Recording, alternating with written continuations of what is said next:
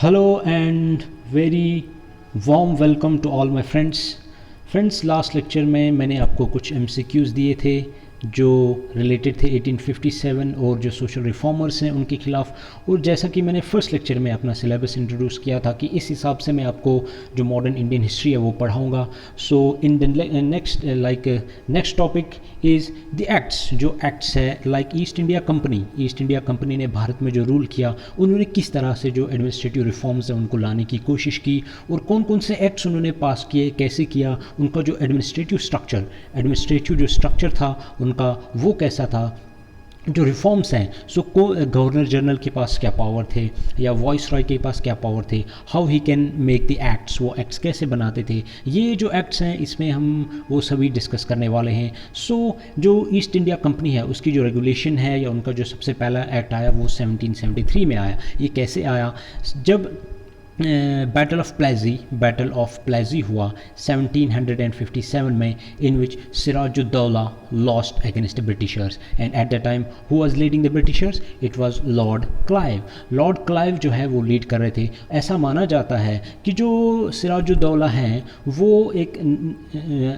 वो थे नवाब, लेकिन उनकी जो रूलिंग करने का जो तरीका था, it was not like a ruler. He use to wake up at the 12 at the noon, वो 12 बजे उठते थे, लेकिन अगेंस्ट जिसके खिलाफ वो लड़ रहे थे that was the Lord Clive सुबह 5 बजे एग्जैक्टली अपने हॉर्स पे राइड करके शाम के 5 PM तक he was doing the hard work that how I will achieve my goal to rule the India, to conquer the India. So आप competition पहले ही देख सकते हैं that how Britisher were competitors against the Indian rulers, against the French, there were some Carnatic wars in South India. सो ये सभी चीज़ें हिस्ट्री में हैं, लेकिन आपके सिलेबस से बाहर है तो हम इन्हें डिस्कस नहीं करेंगे। So Lord Clive won a vast empire for Britishers in India.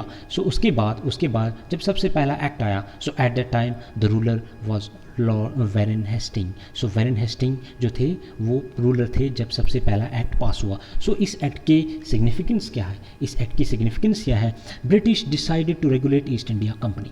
ठीक है, ब्रिटिशर्स जो है उन्होंने डिसाइड किया कि वो जो इंग्लिश ईस्ट इंडिया कंपनी उसको रेगुलेट करेंगे, वो ऐसे काम करे कि जो हाउस ऑफ कॉमन्स है या जो ब्रिटिश पार्लियामेंट है वो उनके अंडर रह के काम ना करें। सो इसीलिए उन्होंने इसको रेगुलेट करने की कोशिश की, इसलिए एक्ट्स पास हुए। सो आप बिलीव नहीं कर सकते, ईस्ट इंडिया कंपनी के पास इतने पैसे हुआ करते थे। जो पार्लियामेंट है ब्रिटेन में, उसमें जो मेंबर्स बैठे हैं वो यहाँ से डिसाइड करते कि कौन सा मेंबर हमें यहाँ बिठाना है जो हमारी कंपनी को बाद में हेल्प कर सकता है। In short you can say how they indirectly set the British Parliament। British जो पार्लियामेंट है उसको उन्होंने कैसे सेट किया? Okay, so they use to have their own members in the British parliament.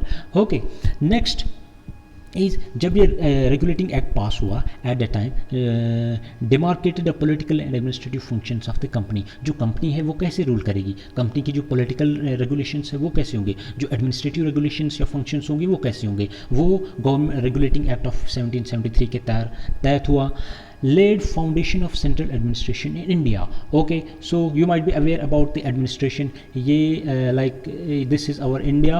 So we have central administration. Central administration means central government rules from the Delhi, and we have provisional, we can say state governments. Like here we have Kashmir, we have Gujarat, we have Maharashtra, we have Karnataka, and we have Kerala, we have Andhra Pradesh, we have West Bengal, we have Assam. ये दोनों states में अभी elections होने वाले हैं. So जो election यहाँ पे होने वाला है, that is the state level election. But when central level election takes place, it happens every 5 years. Okay, so they decided how they laid the foundation of the central administration by the regulating act of 1773. Next, ये जो act है 1773, इसके features क्या हैं? First feature, Governor General of Bengal was designed as the Governor General of Bengal. See, India, so governor general of Bengal है और यहाँ पे मद्रास है और यहाँ पे बॉम्बे है। ये 3 जो प्रेसिडेंसीज थे, इनमें से जो गवर्नर जनरल ऑफ बंगाल है जो गवर्नर जनरल बंगाल के थे, he was made the governor general of Bengal. Governor of Bengal was made the governor general of Bengal. Means ये जो दोनों मद्रास और बॉम्बे के जो गवर्नर जनरल्स हैं, ओनली गवर्नर्स हैं, they will be subordinate to the governor general of Bengal. Means he will be having more powers and these two will be having the very less power as compare to this person. Okay, so governor general of Bombay and Madras became the subordinate to the governor general. मैंने आपको अभी बताया कि जो बॉम्बे और मद्रास है उसके जो गवर्नर जनरल हैं वो उनके सबॉर्डिनेट रहेंगे। सो जैसे जो जो एक्ट्स या जो जो चीज़ें गवर्नर जनरल ऑफ बंगाल बताएंगे वो इन दोनों प्रेसिडेंसीज को माननी पड़ेंगी। Executive council of 4 members was formed to assist governor general. Okay, ये बहुत इंपॉर्टेंट पॉइंट है। देखिए, इंडिया में रेगुलेटिंग एक्ट 1773 आया, उसके तहत गवर्नर जनरल जो है बंगाल का, उसकी पोस्ट क्रिएट हुई। But here is the governor general and this is his 4 members. यहाँ पे 1 2 3 4। Who were these members? They were sent by the Parliament of England. जो इंग्लैंड है, ब्रिटेन, उसकी पार्लियामेंट में भेजे हुए ये 4 मेंबर्स हैं। अभी जब रूलिंग करते हैं या ये कोई एक्ट पास करेंगे, ये गवर्नर जनरल है, सो दीज बोथ आर जो Madras and Bombay are subordinate to him. But ये जो है they are the indirect, we can't say indirect but direct members who are the agents of the British Parliament. So इनके बीच में और इनके बीच में कॉन्फ्लिक्ट तो होना है regarding the powers, because east India company के मेंबर्स हैं and these are the members of the British Parliament. So ये ब्रिटिश पार्लियामेंट के मेंबर्स हैं, उनके और इसके बीच में कॉन्फ्लिक्ट हुआ। मोस्टली जो हमारे पहले गवर्नर जनरल ऑफ बंगाल थे, he was the Warren Hasting, so he disliked these 4 members. जो 4 मेंबर्स हैं ये उनको बहुत डिसलाइक करते थे, but still he was suppose to like manage them. Okay, so ये जो एक्ट है इसके लिए इसके कुछ इंपॉर्टेंट फैक्ट्स है जो हम डिस्कस करेंगे। Important facts, first governor general जो बने वो कौन थे? Warren Hastings. Supreme court was established in Calcutta. Okay, supreme court, ये जो हमारा करंट सुप्रीम कोर्ट उसकी फ़ोटो है, बट आपको एक इमेज बिठाने के लिए कि कौन से रेगुलेटिंग एक्ट से इंडिया में सुप्रीम कोर्ट की स्थापना हुई थी, उसके लिए मैंने ये फ़ोटो लाई है। ओके, सो सुप्रीम कोर्ट जो बनेगा उसमें there would be 1 chief justice and 3 subordinate जज। ओके, उसके साथ क्या क्या होंगे? 3 सबॉर्डिनेट जज होंगे। Okay, you can understand, this is 1 जज एंड 1 2 3। ये इसके साथ जो इसको हेल्प करने वाले जज होंगे वो होंगे as by this way the subordinate को supreme court in Bengal was establish. But इसमें और एक इम्पॉर्टेंट फैक्ट है जो इसमें डिस्कस नहीं है। जो वैरन हेस्टिंग उनने जो एडमिनिस्ट्रेटिव चेंजेस लाए, he established his own judicial system. उन्होंने जो अपना जुडिशियल सिस्टम लाया था उसमें था इट वाज डिवाइडेड इनटू दीवानी एंड फौजेदारी। जो दीवानी है it was for the civil laws and फौजेदारी was for the Mohammedan based laws, जो मुस्लिम शरिया है उसके बेस्ड पे था। बट आपको नहीं लगता कि ये दोनों इसकी जो है जो रेगुलेटिंग एक्ट ऑफ 1773 है उसके तहत जो सुप्रीम कोर्ट बना उसमें इंटरेक्शन होगी, या जो इनके लॉज माने जाएंगे या इनके लॉज माने जाएंगे। बट जब ये सुप्रीम कोर्ट की इस्टेब्लिशमेंट हुई, he was suppose to tolerate this. Okay, so governor general जो थे वैरन हेस्टिंग, उनको ये सब बातें माननी पड़ी थी। इनके रिफॉर्म्स एक्चुअली बहुत इंपॉर्टेंट हैं, वो इसमें मैं अलग से जो गवर्नर जनरल से उनको लाऊंगा उसमें डिस्कस करूंगा। सो वैरन हेस्टिंग, इनके बहुत सारे रिफॉर्म्स हैं, बहुत ज़्यादा इनकी रिफॉर्मेशन के ऊपर एक लेक्चर आ सकता है। So one important is that when Britishers took over the power at the time, capital was in the Murshidabad and he shifted it to the Calcutta. Okay, इन्होंने उसको कहाँ शिफ्ट किया था? कोलकाता में। Okay, so this is the first act which we discussed. Okay, so इसके तहत आपने देख लिया कि जो सुप्रीम कोर्ट है उसकी स्थापना हुई, और at the time who was the governor general, first governor general of Bengal, it was the Warren Hasting. दो बाकी के जो सबॉर्डिनेट जनरल्स हैं उनकी पावर जो है वो कम हो गई थी। So by this way East India Company started ruling India. They said that I am the boss, they decided that we will be the boss now onwards in the politics of India. Okay, so this was the first act which was regulating act introduced by the British. Okay, next act, ये act सबसे important है। Why? let's discuss. जो पिट्स India act है, this was the next. It was introduced क्योंकि जो regulating act है 1773 उसके powers दिन ब दिन कम हो रहे थे. क्योंकि जो पार्लियामेंट चाहती थी ब्रिटेन से, वो एक्चुअली वेरन हेस्टिंग कर नहीं रहे थे, because he was the very genuine person, can't we say the genuine person, but उनकी जो लालच थी, greediness, it was totally different. He don't used to like listen to the parliament of Britain. वो Britain की parliament की नहीं सुनते थे. बट उनके जाने के बाद ये पिट्स इंडिया एक्ट आया. इसके तहत जो 1773 एक्ट है उसको स्ट्रॉन्ग करने की कोशिश की. क्या करने की कोशिश की गई? स्ट्रॉन्ग करने की कोशिश की. So first feature of the Pitt's India Act 1784 is that demarcated the political and commercial functions of the company. Company को बताया गया कि आपके पॉलिटिकल फंक्शन क्या है, आपके कमर्शियल फंक्शन क्या है. जब आप भारत में आए तब तो आप एक कंपनी थी जिसको सिर्फ ट्रेड करना था, बट अभी आपके हाथ में एडमिनिस्ट्रेशन आया है, तो आपको पॉलिटिकली कैसे रूल करना है, आपके कमर्शियल फंक्शंस कैसे होंगे, आपको रेवेन्यू कैसे कलेक्ट करना है. जो रेवेन्यू कलेक्शन जो है, this right was given by the Mughal emperor to them of Bengal. So Bengal में जब उनको ये मिला था कि टैक्स कैसे कलेक्ट करना है, सो इसकी जो रूल्स एंड रेगुलेशन बनाए गए कि बाय पिट्स इंडिया एक्ट की कंपनी कैसे फंक्शन करेगी. Next important feature is commercial affairs to be manage by the court of directors. So court of directors, here we can say, ये है picture. Court of directors जो है इनकी formation हुई. Political affairs to be manage by the new formed board of control. So दो चीज़ों की formation यहाँ पे इंपॉर्टेंट हुई. फर्स्ट इज जो पॉलिटिकल अफेयर्स है, उनको कौन देखेगा? Board of control. नेक्स्ट जो पॉलिटिकल अफेयर्स जो है उनको कौन देखेगा? Board of control. And board of control can supervise the operations of government and revenue. So commercial affairs है उनको कौन देखेगा? Court of directors. इन दोनों को याद रखना. इन दोनों की इंट्रोडक्शन कौन से एक्ट में हुई है? It was introduced by the पिट्स India act. ये याद रखने की ज़रूरत है क्योंकि इसमें से क्वेश्चंस आते हैं. ओके. नेक्स्ट इंपॉर्टेंट जो फैक्ट है इस फैक्ट का, that is board of control can supervise the operations of the government and revenue. जो बोर्ड ऑफ कंट्रोल है, ये जो बोर्ड ऑफ कंट्रोल है, they can supervise the operations of the government and revenue. जो administration setup होगा east India company का, उनका जो ऑपरेशंस होंगे, लाइक रेवेन्यू कैसे कलेक्ट करना है, और उनके ऑपरेशंस अगर कहीं पे वॉर जाना है तो उनको डायरेक्शन या सुपरवाइज कौन कर सकता था? Board of controls. Okay. So British government got complete control over companies affairs. जो कंपनी के अफेयर्स थे उनके ऊपर टोटल कंट्रोल किसका आ गया? British government. यू कैन से directly parliament of Britain is ruling in India. Okay. But indirectly क्योंकि उनके रिप्रेजेंटेटिव्स यहाँ पे कौन है? East India company. East India company is the representative of British parliament in India. Okay. ये important है. Here is the picture. These are the board of director and board of control, ये आप देख सकते हैं. ओके. इस act में याद रखना यही है कि जो बोर्ड ऑफ कंट्रोल है या बोर्ड ऑफ डायरेक्टर्स है, उनकी फॉर्मेशन हुई. Okay. So next act let us discuss.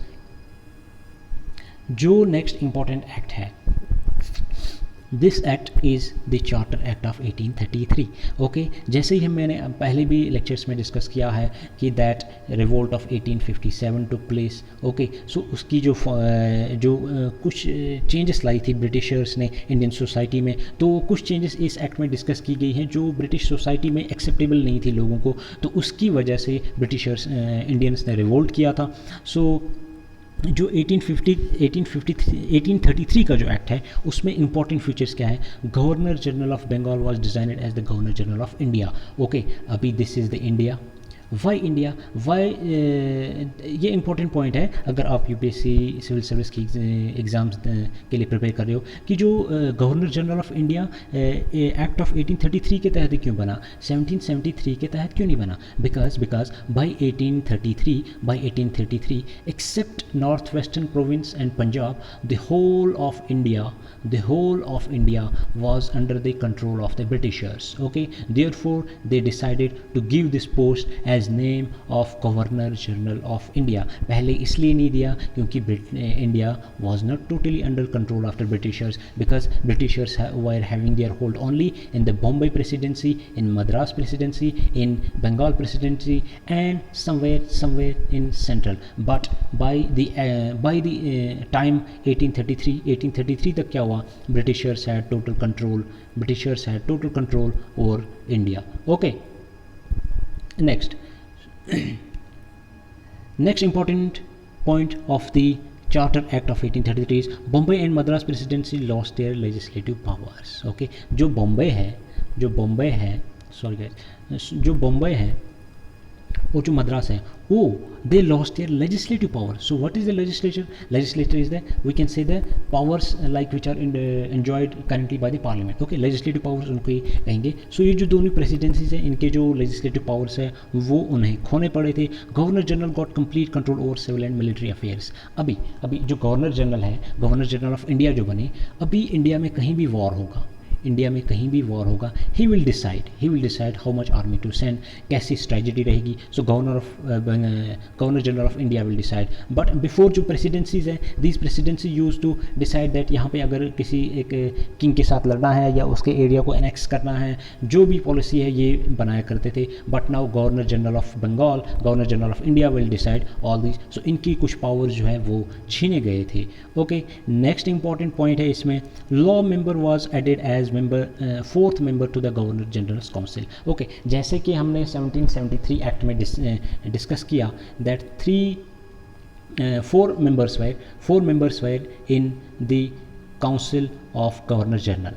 Okay, one another was added by this act, that is the law minister. Okay, so he was also from the Britain's parliament. Okay, Britain की जो Parliament है वही decide करती थी कि कौन से member को भेजना है. So by +4+1, so now the council will be having 5 members. कितने मेंबर्स होंगे काउंसिल में? 5 मेंबर्स होंगे. Okay, Law Minister was added as a fourth member to the Governor General's Council. Law Commission was constituted. जो law commission was constituted means अभी जो law के affairs है वगैरह उनको इनकी इंट्रोडक्शन करने के लिए या कोई भी नया लॉ लाने के लिए जो भी इंट्रोडक्शन होगी उसके लिए एक लॉ कमीशन की स्थापना की गई. Laws made from these acts were named as acts previously called as regulations. इससे पहले हमने देखा 1773 रेगुलेटिंग एक्ट, हमने देखा Pitt's India act. But charter act of 1833 जो है इसके तहत जो भी एक्ट आएगा उससे रेगुलेटिंग नहीं कहा जाएगा, उसे क्या कहा जाएगा? It will be called as act. उसे क्या कहा जाएगा? एक्ट कहा जाएगा. ओके, नेक्स्ट इंपॉर्टेंट पॉइंट जो इसमें है that is East India company had to end its commercial activities. Okay, जो ईस्ट इंडिया कंपनी है वो एक्चुअली तो ट्रेडर्स ही थे. They were the traders when they came, they were the traders. But उनकी जो commercial activities है, like they were doing the business, they were forcing the peasants to grow the cash crops, या बाकी की जितनी भी ऐसी चीज़ें हैं जिससे कंपनी का फ़ायदा हो रहा था, उन सभी का क्या होगा गाइस? उन सभी को उन्हें बंद करना पड़ेगा by the Charter Act of 1833. जो we can say कि जो ब्रिटेन की पार्लियामेंट है, it was like step by step वो जो है इंडिया में अपना होल्ड जमा रहे थे. ओके, सो जो एक कंपनी है जिसको यहाँ पे उन्होंने ट्रेडिंग राइट्स दिए थे वो तो उनके लिए ही अभी काम करना उन्होंने शुरू कर दिया था. So directly we can say British parliament was ruling. Okay, next, East India company has to end its commercial, ये हमने डिस्कस किया. इंपॉर्टेंट फैक्ट्स ये जो चार्टर एक्ट ऑफ 1833 है उसके बारे में क्या है? First governor general of India was Lord William Bentinck. ये आप देख सकते हैं द सती किलर. जो सबसे पहले क्वेश्चन आ सकता है MCQ, who was the first governor general of India? सबसे पहले जो गवर्नर जनरल ऑफ इंडिया के वो कौन थे? Lord William Bentinck. Okay, Lord William Bentinck, he was the person who made it in 1829 that Sati Sati will be punishable offence. जो सती आज के बाद अगर सती की प्रथा को आपने कंटिन्यू किया सो वो पनिशेबल ऑफेंस माना जाएगा। ये किसने इंट्रोड्यूस किया था? The sati killer, you can say that lord William Bentinck. This act tried but failure to introduce open competition for civil services. Okay, जो सिविल सर्विसेज है, सिविल सर्विसेज की जो एग्ज़ाम है उसको जो है ओपन कंपटीशन रखने के लिए, like Indians can also participate in it. ये इसको इस एक्ट के थ्रू ये इंट्रोड्यूस करने की कोशिश की गई कि ये एक ओपन कंपटीशन रखा जाए, इंडियंस भी इसमें पार्टिसिपेट करें, but somehow it failed. Okay, you can see the decentralisation of East India company was taking place and उसी के तहत हम देख सकते हैं कि जो British parliament it was somehow trying to rule the India. इस एक्ट में अगर और कोई इंपॉर्टेंट पॉइंट है सो हम देखते हैं कि जो विलियम बेंटिक है he was one of the important not social but one of the greatest reformer. जो इन्होंने जो रिफॉर्म्स इंट्रोड्यूस किए वो बहुत ही इंपॉर्टेंट है। ही believed in the theory of utilitarianism. ये थ्योरी है जो इसमें विलियम बेंटिक है ये इसमें बिलीव करते थे। सो थ्योरी ऑफ यूटिलिटेरियनिज्म क्या है कि अगर हम इंडिया पे राज कर रहे हैं बट हमारी जो सिविलाइजेशन है उससे जो भारतीय लोग हैं इनका फ़ायदा हो, ठीक है। Means utilitarianism means maximum gain, not gain, आप कह सकते हैं कि कम लोगों से ज़्यादा फ़ायदा होना। This is the theory of utilitarianism. Okay, so जो लॉर्ड विलियम बेंटिक है ये one of the greatest person माने जाते हैं इंडियन हिस्ट्री में, क्योंकि इन्होंने बहुत सारे रिफॉर्म्स जो है उनको इंट्रोड्यूस किया था। ओके, सो ये जो सती की प्रथा है इसके बारे में मैं आपको एग्जांपल देता हूँ। मैंने एक बुक पढ़ी थी उसमें लिखा था कि व्हेन ही बैंड दिस सती, जब इन्होंने सती को बैन किया और सबसे पहले एक विडो थी जिसकी मैरिज हुई, जब उसकी मैरिज हुई so at that time in Bengal 8,000 people came to see a girl whose husband is dead। एक गर्ल है जिसके हस्बैंड गुजर चुके हैं and she is marrying again. So इतनी सी चीज़ को देखने के लिए 8,000 लोग वहाँ पे आए। सो इतने लोग तो आजकल की जो हमारी रैलीज़ होती हैं पॉलिटिकल रैलीज़, मुझे लगता है उसमें भी आते हैं बड़ी रैलीज़ में, लेकिन जो छोटी रैलीज़ हैं उनमें इतने लोग नहीं आते हैं। सो आप देख सकते हो कि जो सती की प्रथा है वो कितनी डोमिनेंट थी इंडियन सोसाइटी में। सो उसको कम करने का काम किसने किया था? Lord William Bentinck. ओके, इनके जो और बाकी के रिफॉर्म्स जो हैं वो जुडिशरी में रिफॉर्म्स हैं या जो इनकी जो थ्योरी है वो ज़्यादा मानी जाती है, ठीक है। इनके टाइम लॉ जो है उसमें कुछ इंट्रोडक्शंस हुई थी। Lord Macaulay at the time came to India, he was the law maker in India. Okay, so he was the member of the board of controls in England, but he came to India at that time. Okay, so this was the act of 1853. Okay, next important act is Charter Act of 1853। ये act important है क्योंकि इसमें कुछ और features हैं जिनकी addition हुई थी। Like features were added, a separate governor was appointed for Bengal. Okay, अभी गवर्नर जनरल ऑफ इंडिया तो बन गए by the act of 1833, but अभी जो Bengal was the first place जिस like commercial place for Britain, जिसकी वजह से ब्रिटेन को या ईस्ट इंडिया कंपनी को सबसे ज़्यादा फ़ायदा हो रहा था। So therefore they decided to have a separate governor for the Bengal. Okay, next important point is extended the company's rule to possess Indian territories, no specific tenure. So जो territories है like this is India. So annexation है उसको continue करने की policy को बढ़ाया गया कि that we can annex more states, ताकि हमारा जो ब्रिटेन का एम्पायर है वो not Britain but East India company का जो एम्पायर है वो और बढ़े। Okay, so these were the reasons which were not under them. Here central India में भी कुछ ऐसी जगहें थी जो उनके डायरेक्ट कंट्रोल में नहीं थी।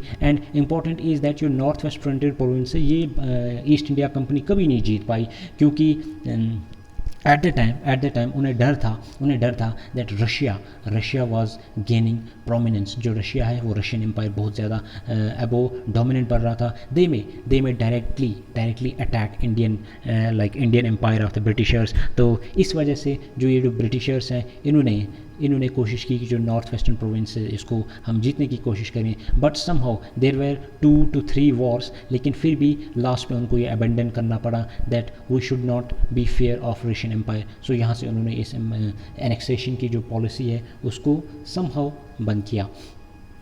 Okay, so next important feature of the Charter Act of 1853 is that separated the legislative and executive function of Governor General's Council. Okay, governor general है, ये उसकी काउंसिल है, उसमें 4 मेंबर्स हैं। Okay, they had the functions of legislature and executive. उनके legislative function मतलब ये जो parliament, see I have given here legislative functions जो हमारी पार्लियामेंट डिसाइड करती है, जो हमारी पार्लियामेंट जो पावर्स वगैरह जिनको एनेक्ट करती है, these are called legislative powers. Okay, but executive is a part of legislature we can say, because executives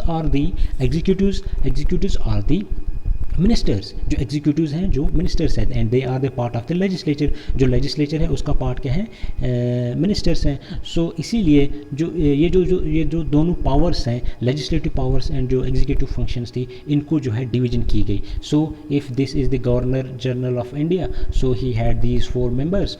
सो ये जो 4 मेंबर्स है इसके, so these 2 will decide the legislative powers, these 2 will decide the executive powers of the company. Okay, ये important features था किसका, 1853 act का। Next, open competition was introduced to recruit for civil services. Macaulay committee was appointed in 1854. Okay, अगर आपको question आता है कि जो ओपन कंपटीशन है वो कौन से एक्ट से इंट्रोड्यूस किया गया था सिविल सर्विस के लिए, so answer is charter act of 1853। सो अगर क्वेश्चन आएगा दैट मैकुले कमेटी जो है वो कब अपॉइंट की गई थी, so it was appointed in 1854। So by which act Macaulay committee was appointed in India, so you can answer it that charter act of 1853। Okay, so next important point जो इसमें है that is legislation became a separate entity. जो legislation है it became the separate entity. Central legislative council was formed. See यहाँ पे मैंने discuss किया है, ये देखिए जो सेंट्रल लेजिस्लेटिव है उसकी फॉर्मेशन होती है। How will see became a separate central legislative council was formed, 6 legislative members, local representation for the first time in legislative council। ठीक है, first time Britishers thought by this act that local administrative person should be introduced in their parliament। okay, so local representation, so उसकी जो representation जो हुई उसमें कहाँ से members decide हुए, 4 members from local provisional governments. तो जो 4 मेंबर्स हैं वो कहाँ से आएंगे, 1 will come from the Madras presidency, 1 will come from the Bombay presidency, 1 will come from the Bengal presidency and 1 will come from the Agra presidency and 2 members are appointed by the British. और 2 जो members हैं उन्हें कौन अपॉइंट करेगा, Britishers. So in total it will be 4 + 6। You can see from 4 we decided, जो council उसमें 4 member हुआ करते थे by the act of 1773 and now we are reaching to the 10। So by the time you will see that this council is like increasing। so ये आप देख सकते हो कि सेंट्रल एडमिनिस्ट्रेशन है, this is I have given the administration, this is Delhi, this is the central administration, this are the provisional administration. So ये जो है यहाँ से अपने मेंबर्स बैठते हैं, इसलिए सेंट्रल एडमिनिस्ट्रेशन की स्थापना होती है। ओके, नेक्स्ट इंपॉर्टेंट फीचर क्या है चार्टर एक्ट ऑफ 1853 का, that it functioned as mini parliament in many laws. अभी देखो parliament in many laws, like parliament बन गई, पार्लियामेंट अभी मेंबर्स बने, they were deciding which law to be introduced, what to be the next step, how to go for the war. So they are around 10 to 12 members now, they are deciding. So it started working like a mini parliament. Okay, तो अगर ऐसा question आता है कि bye which act that Indian government started working like a mini parliament, so you can say the charter act of 1853। Okay, so this was the lecture जिसमें हमने discussion की है 4 एक्ट्स की. So first act is regulating act of 1773. Next act is the पिट्स India act 1784, जिसके through court of directors की introduction होती है, जिसके थ्रू बोर्ड ऑफ कंट्रोल की स्थापना होती है. नेक्स्ट इंपॉर्टेंट एक्ट जो हमने डिस्कस किया that is charter act of 1833. This is the act by which governor general of Bengal become the governor general of India and lord William Bentinck was the first governor general of India. ये याद रखना, इस पे question आ सकता है. Next जो हमने discuss किया that is a charter act of 1853. By this central administration was form. Okay, local administration was first time taken in the government. Macaulay जो एजुकेशन पॉलिसी है उसकी इंट्रोडक्शन हुई इंडिया में. So these are the acts which we have discussed today. So thank you. Next 4 to 3 acts are remaining जो हम next lecture में decide करेंगे. Okay students, bye.